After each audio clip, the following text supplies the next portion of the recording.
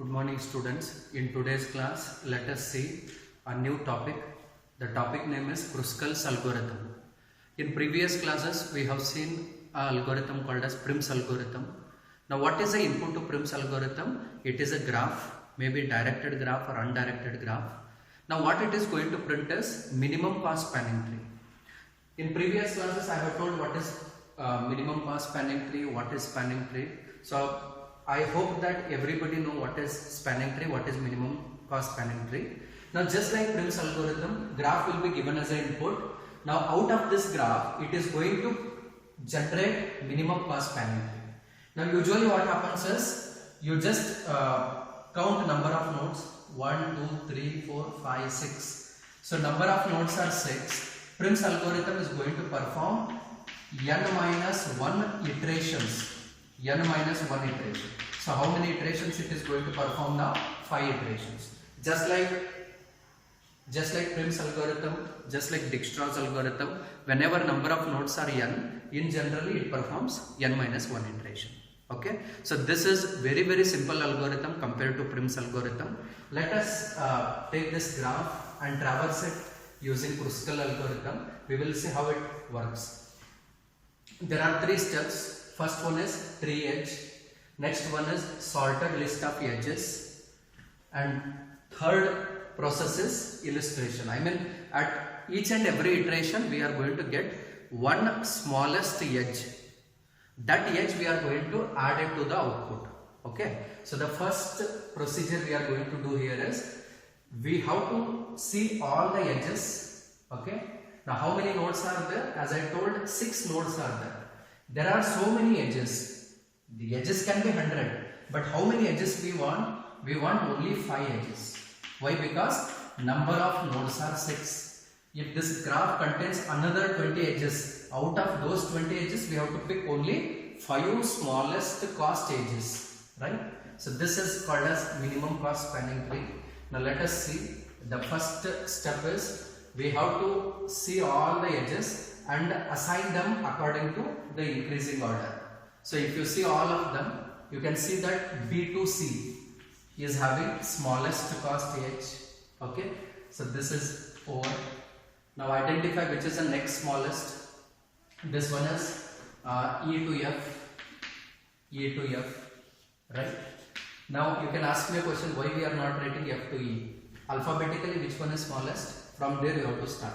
Now say B to C and C to B both are same, but alphabetically B comes before C, so I am writing BC. Similarly EF, what is the cost of that? It is 2. E to F, this is also over. Now see the next one. What is the next one? A to B. What is the cost of A to B? It is 3, right? Now next one is, you can see there are 4 edges. I'll select first one, B to F. Why? Because alphabetically B comes before C. So I'll say B to F, it is 4, right? And C to F, it is 4. Okay, that is over. The next one is 5, A to F and D to F. A to F, A to F and D to F. Okay, A to F, D to F. This is also over. Now what is the next one? 6. A to E, C to D. Why we are not writing C to D first? Why we are writing A to F first? Because alphabetically A comes before C. So I'll write A to F. What is the, A to E, what is the cost? 6. Now similarly C to D.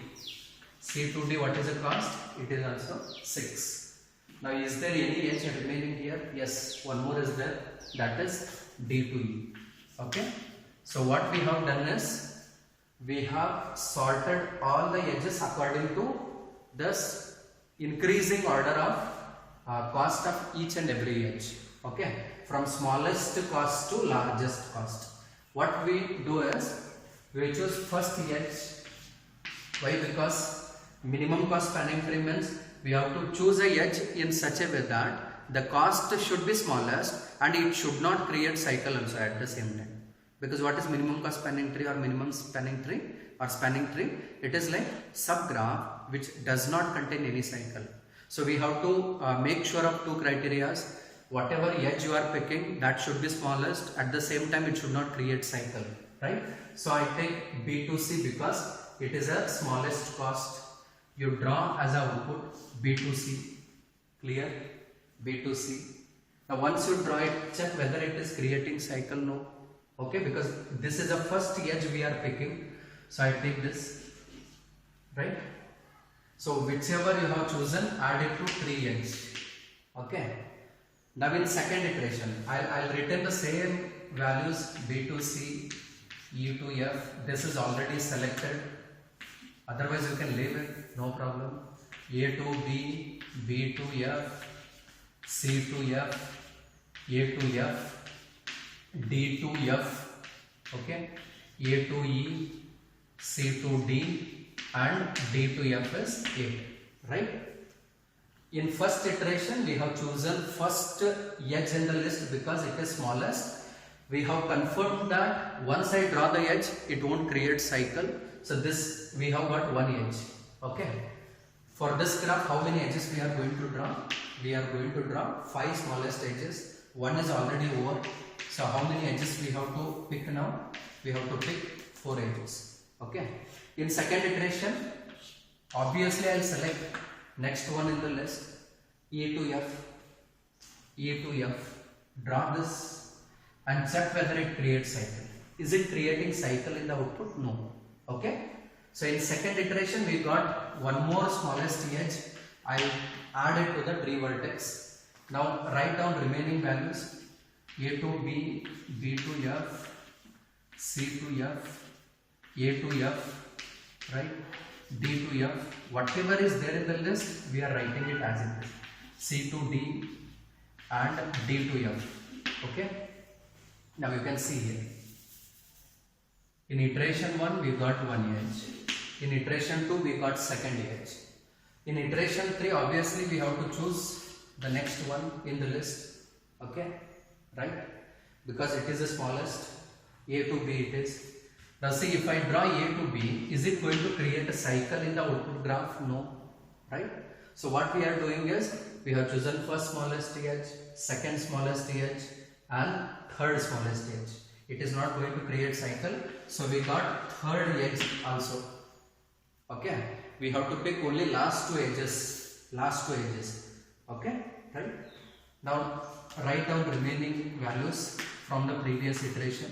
C to F, A to F, D to F, right? A to E, C to D, and D to F. Is it okay? Right? Now take next one in the list now. What is that? B to F.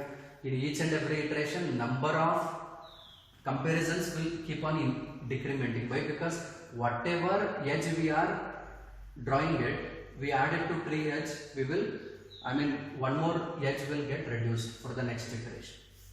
B to F, what is the cost we are having? 4 it is. Now see, B to F, can you draw it?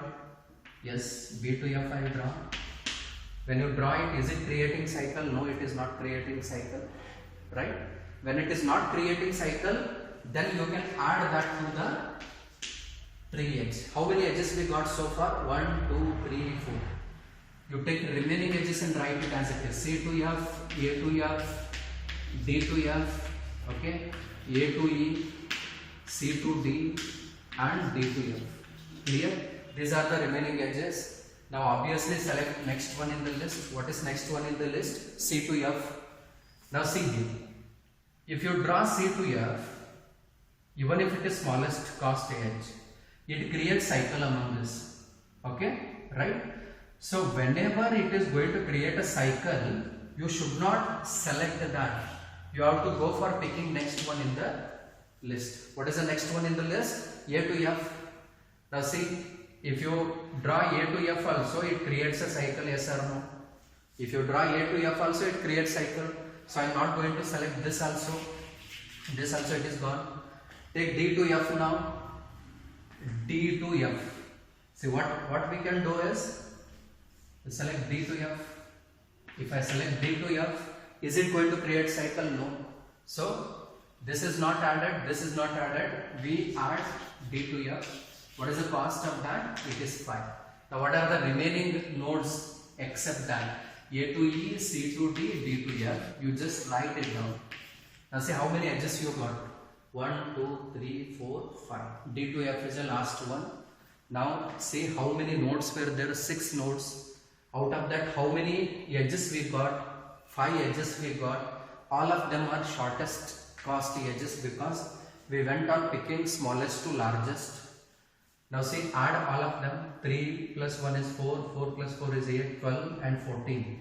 Now minimum cost spanning tree for this graph is 14. This is the tracing of Kruskal's, which is very simple as compared to Prim's. Whenever a graph is given in the exam, you have to draw according to this, right? Thank you.